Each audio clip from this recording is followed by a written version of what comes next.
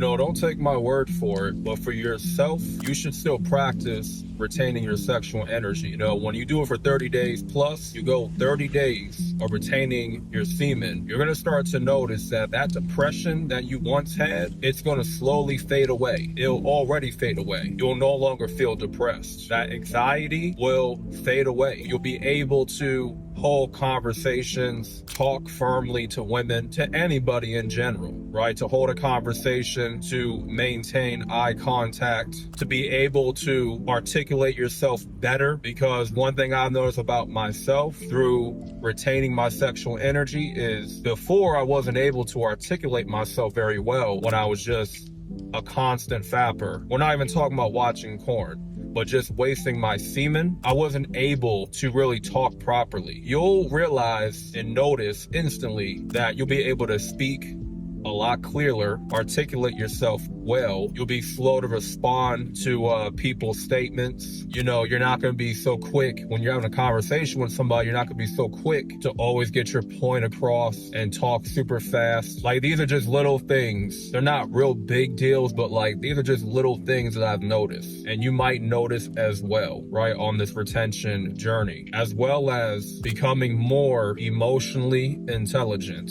having control over your emotions, sadness, anger, bitterness, being happy, joyous. Like, you'll know how to manage your emotions properly from good to bad, especially the anger. The anger for me is something that I can properly manage and have a hold on to a point where for you could redirect your anger into a busy task, something productive, and working out, or just taking a walk around the block. Another thing that you might notice is your anxiety will begin to clear up when you're in public places. If you're someone that's naturally an introvert, if you're just introverted at times, you're not going to be anxious around people. You'll still have your guard up, of course, but like, you're going to be confident in who you are at the end of the day. Who you are as a man right now and what you're doing with your life, that confidence is going to exuberate through your being, okay? The confidence that you have to be disciplined, to go about your business, anything that you're good at, that you're talented in, that confidence will just exuberate.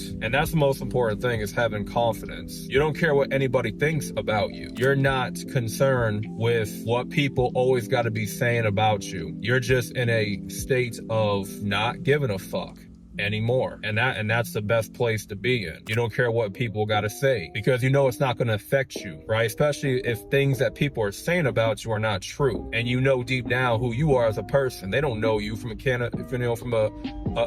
of worms. They don't know you all that well. So confidence will start to develop when it pertains to who you are. You're not afraid to show off who you are. You're not afraid to let people to know what it is. You're not afraid to set boundaries that need to be set with people, because when you're a fapper constantly and you're masturbating all the time, you're gonna let people walk all over you. Like, real talk. Like, we're talking about people that really don't need much from you, like people that are just in your life to take something, and you're not setting no boundaries. You're not like putting down the yellow line to let them know not to cross this line no more. You don't let that be known, that you're not somebody that they can just take advantage of and use as a doormat. So you'll begin to realize, if you're someone that is always like a doormat, you're not going to be much of a doormat once you start retaining your power, that sexual energy, because you ain't going to allow people to walk all over you. Real talk. Another thing I meant to bring up is the confidence and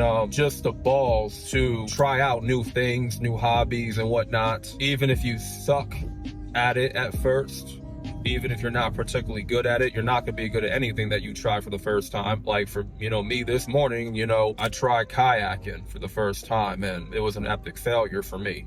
It was a poor attempt to kayak, and I don't even think I inflated the kayak properly. I thought I did, You know, I thought I had everything figured out. I was reading the manual, the instructions and whatnot, but it just wasn't working. You know, it's my first time attempting to do that. Yeah, like any hobby, anything new that you try, even if you look kind of bad at first, you're gonna feel confident to just try it and to just go for it. You know, that's one of the perks of retaining your sexual energy for 30 days plus, as well as other things that begin to happen that you begin to see within yourself. You know, I brought up emotional intelligence. And when it comes to stress, right? Stress is something that can easily break somebody. Stress is something that can easily take you off your square. If you don't know how to manage yourself properly through stress, then stress is easily going to kick your ass, right, in any situation. So it's important that you manage stress properly and you know how to deal with stressful situations the right way. So when you give up masturbation and you're on that track, stressful situations are not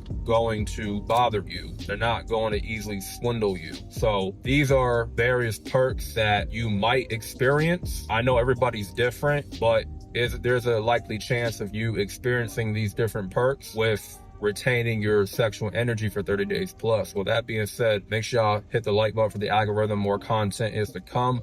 I'm out, and peace.